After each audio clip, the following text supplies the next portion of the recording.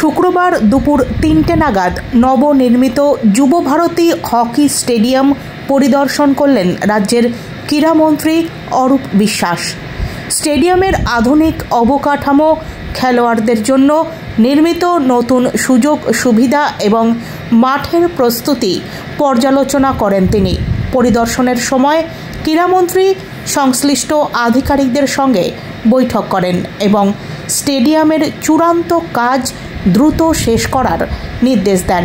এরপর সংবাদ মাধ্যমের মুখোমুখি হয়ে তিনি জানান, আমাদের সরকার, আমাদের মাননীয় মুখ্যমন্ত্রী, ক্রীড়াপ্রেমী মুখ্যমন্ত্রী অলরেডি কলকাতায় এবং বাংলায় দুখানা হকির অ্যাস্ট্রোটার্ফ হলো।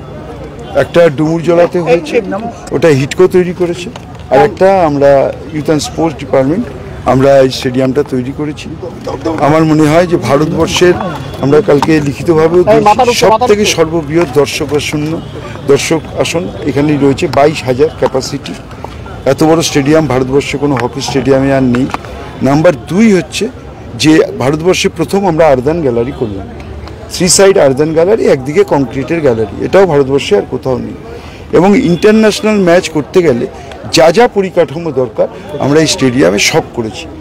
এরকম স্বয়ং সম্পূর্ণ ইন্টারন্যাশনাল ম্যাচের জন্য আর কোনো স্টেডিয়াম ভারতবর্ষে আছে বলে আমার কোনো জানা নেই, ইনক্লুডিং ডোপ টেস্ট থেকে শুরু করে আম্পায়ার রুম, আম্পায়ারদের জন্য যা যা ফেসিলিটি দরকার, প্লেয়ারদের জন্য যা যা দরকার, একদম আইস বাথ পর্যন্ত আমরা এখানে করেছি। এই মাঠে কি শুধু ম্যাচ হবে না প্র্যাকটিসও হতে পারে? না, এখানে বিশেষ করে ম্যাচ হবে এবং আমরা যদি কখনো ভবিষ্যতে হকি একাডেমি করি তখন আমাদের বাচ্চারা প্র্যাকটিস করবে।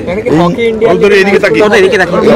ইন্ডিয়া কেন, হকি ওয়ার্ল্ড, যা ম্যাচ যদি কোনো কেউ করতে চান তার জন্য এটা অবারিত দর করাই হয়েছে, তো মানুষের পয়সায় যাতে ভালো ভালো খেলা দেখা যায়। অরুণদা, এর আগে আমরা দেখেছি হকি ওয়ার্ল্ড কাপ থেকে শুরু করে রাউরকেল্লা বা ভুবনেশ্বরে চলে যেত, এবার কি বাংলাতেও দেখা যাবে হকি ওয়ার্ল্ড কাপ? অবশ্যই। এখন যদি রাজনৈতিক কারণে না দেয় সেটা অন্য কারণ, যেমন রাজনৈতিক কারণে অনেক খেলাই এখানে হয় না, অনেকে আমাদের প্লেয়াররাও অনেকে চান্স পায় না।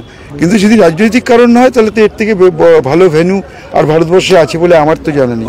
কেন আমাদের অফিসাররা সারা ভারতবর্ষে যত হকি স্টেডিয়াম আছে আমরা ঘুরে ঘুরে দেখে এসে তারপরেই আমরা এটা তৈরি করেছি। হ্যাঁ, যদি বড় খেলা হয়, ইস্টবেঙ্গল, মোহনবাগান, মোহামেডান যাদের খেলা আছে, বড় খেলা হবে। এটা আমাদের টোটাল 20 কোটি টাকা খরচ হয়েছে। সরকার আমাদের 20 কোটি টাকা দিয়েছিলেন, আমরা তার মধ্যেই এই কাজটা করেছি। একটা অন্য প্রশ্ন, রিচা কালকে কলকাতায় ফিরছে, কলকাতায় সংবর্ধনা আছে, তোমাদের ক্রীড়া দপ্তরের তরফ থেকে, রাজ্য সরকারের তরফ থেকে কি একটু অপেক্ষা করুন, কালকে তো 5টার সময় ভালো মাঠ, এরকম একটা আন্তর্জাতিক মানের মাঠ, একটা সময় বাংলা থেকে প্রায় 25-26 জন অলিম্পিক রিপ্রেজেন্ট করেছে। বাংলায় কি হকি রিভাইভাল এই ধরনের মাঠ? অবশ্যই তাই। আমাদের মাননীয় মুখ্যমন্ত্রী যখন দায়িত্ব পেয়েছিলেন তখন 0 থেকে চালু করেছিলেন, একটা করে আজকে যতগুলো 78টা স্টেডিয়াম আমরা তৈরি করেছি সারা বাংলা জুড়ে। একটা নতুন করে কিশোর ভারতী তৈরি হয়েছে, সেরকমভাবে আপনি দেখুন আজকে আমাদের কৃষ্ণনগরে হয়েছে, আমাদের বঙ্কিমচন্দ্র স্টেডিয়াম হয়েছে, একটা ব্যারাকপুরে হয়েছে, নৈহাটিতে হয়েছে, একটার পর একটা স্টেডিয়াম আমরা তৈরি করেছি। ফুটবল, ক্রিকেট, 8খানা একাডেমি সরকারের চলছে। আবার আমাদের পরিকল্পনা রয়েছে এরপরে বক্সিং একাডেমি আর উপরে যোগা একাডেমি, সেগুলো আমরা এখানে চালু করছি। বাংলার বঞ্চনার কথা বলছেন, সেটা কি কোনো আপডেট রয়েছে? রিচা ঘোষ পুলিশে চাকরি পেতে পারে, রিচা ঘোষ, তো এটার কোনো আপডেট আমি বলতে পারবো না।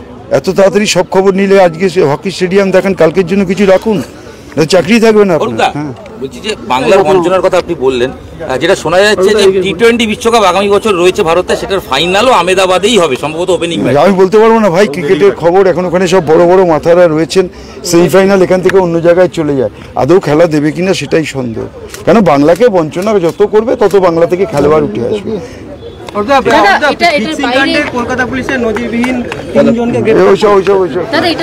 এটা প্রথম আইএফএ যখন আমার কাছে আসে, আমি আইএফএ কে চিঠি করতে বলেছিলাম এবং সেই চিঠি আমি ফরওয়ার্ড করে পুলিশ কমিশনারকে পাঠাই এবং আমি নিজে পুলিশ কমিশনারের সঙ্গে কথা বলি।